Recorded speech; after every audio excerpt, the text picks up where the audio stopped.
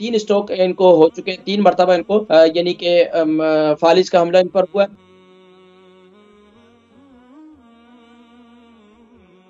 السلام علیکم ورحمۃ اللہ وبرکاتہ۔ السلام علیکم یقین صاحب۔ جی، نام عمر، وزن شہر؟ نام خادم حسین، عمر خادم حسین، ماشاء اللہ۔ 62 62، وزن 11.5 اسٹون۔ 11.5 اسٹون، جی ٹھیک ہے۔ یہ بتائیے کہ کہاں سے کال کر رہے ہیں؟ میں یورکشائر باٹلے سے۔ باٹلے سے، جی فرمائیے۔ جناب اسٹروک مجھے ہوا، 3 اسٹروک ہوئے، ہارٹ بائی پاس ہوا، میرے لیفٹ سائڈ کام 3 اسٹروک ہو چکے ہیں؟ جی ہاں۔ اچھا، لیفٹ سائڈ پہ ہوا، رائٹ سائڈ پہ باڈی کا کون سا حصہ متاثر ہوا؟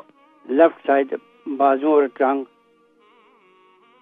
بازو اور ٹانگ متاثر ہوا ہے لیفٹ سائڈ۔ یہ اچھا، اس کے علاوہ آپ کا بائی پاس بھی ہوا ہے؟ یہ ہارٹ بائی پاس بھی ہوا۔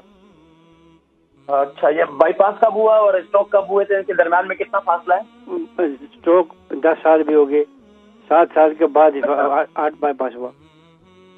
اچھا، 10 سال پہلے جو ہے آپ کو اسٹروک ہوا تھا، اور بائی پاس کب ہوا؟ 3 سال پہلے؟ نہیں، اب بائی پاس 4-5 سال ہو گئے، 4-5 سال۔ بائی پاس کو 5 سال ہو گئے۔ جی۔ اچھا، اب کیا تکلیف محسوس ہو رہی ہے؟ ویسے میری جو ٹانگ ہے اس میں کچھ جیسے کچھ محسوس اتنا نہیں ہوتا، چلنے پھرنے میں لیفٹ سائڈ پہ؟ جی لیفٹ سائڈ پہ۔ ہاں، وہ اصل میں فالج کی وجہ سے متاثر ہے نا وہ حصہ؟ جی، وہ آپ سے لاسٹ ٹائم میں نے بات کی تھی، آپ نے بولا تھا کہ وہ کیا زعفران کا پانی لینا، وہ بھی لیتا ہوں میں۔ آپ کو شوگر بھی ہے؟ جی، ڈائبیٹک بھی ہوں، کولیسٹرول بھی ہے، شوگر بھی ہے۔ اچھا ٹھیک ہے، شوگر بھی ہے، اور اس کے علاوہ میں انشاءاللہ ذکر کرتا ہوں آپ کے بارے میں انشاءاللہ۔ جو بتا دیں، جی میں انشاءاللہ بتاتا ہوں انشاءاللہ۔ اللہ تبارک و تعالیٰ آپ کو شفائے کلی شفائے تامہ نصیب فرمائے۔ خادم حسین صاحب، ان کی عمر 62 ہے، باٹلے سے انہوں نے کال کی، اور 11.5 اسٹون ان کا وزن ہے، 3 اسٹروک ان کو ہو چکے ہیں، 3 مرتبہ ان کو یعنی کہ فالج کا حملہ ان پر ہوا ہے 10 سال پہلے، اور اس کے بعد ان کو اس سے لیفٹ بازو اور یہ حصہ جو ہے لیفٹ حصہ متاثر ہوا ہے۔ بائی پاس جو ہے ان کو اس کے 5 سال ہو گئے تقریباً، بائی پاس بھی ان کو ہوا ہے۔ اب شوگر بھی ہے، اس کے حوالے سے کچھ بتلائیں۔ دیکھیں، اب ان کو کمزوری ہے، جو لیفٹ حصہ ہے وہ، اس پر ایک تو مساج کی ضرورت ہے، مساج کی ضرورت ہے۔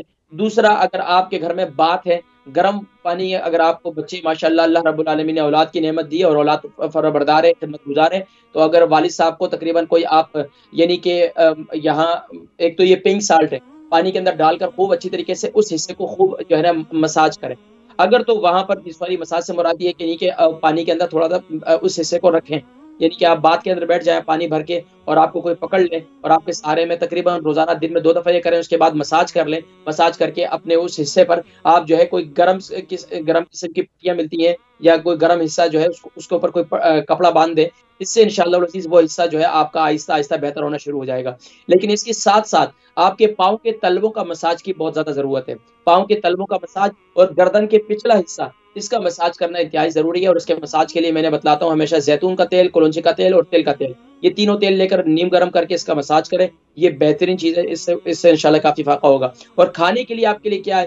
کھانے کے لیے آپ میتھی دانہ استعمال کریں، رات کو سوتے وقت سے آپ کو شوگر بھی کنٹرول ہوگی، اور اس سے انشاءاللہ آپ کے جسمانی طور پر طاقت بھی محسوس کریں گے۔ لیکن اس میتھی دانے کے ساتھ آپ جو ہے اس کے اندر کاجو بھی ڈال سکتے ہیں، اور اس میں آپ جو ہے بادام بھی ڈال سکتے ہیں۔ پاؤڈر بنا لیں، یعنی 100 گرام میتھی دانہ لے لیں، 100 گرام میتھی دانے کا پاؤڈر بنا لیں، 100 گرام آپ بادام ڈال دیں، اس کا پاؤڈر بنا لیں، اور 100 گرام کاجو لے لیں، اس کا پاؤڈر بنا لیں، اور پاؤڈر بنا کر بلکہ اس میں آپ السی بھی شامل کر دیں، السی بھی آپ 100 گرام ڈال دیں، اس کا پورا ایک نسخہ تیار ہو جائے گا۔ صبح ناشتے کے بعد آپ اسے کھانا شروع کر دیں، رات کو سوتے وقت بھی اسے کھانا شروع کر دیں، انشاءاللہ اللہ کے حکم سے انشاءاللہ یہ آپ کی کافی حد تک آپ اپنے آپ کو اس میں اپنی کافی بہتر محسوس کریں گے انشاءاللہ۔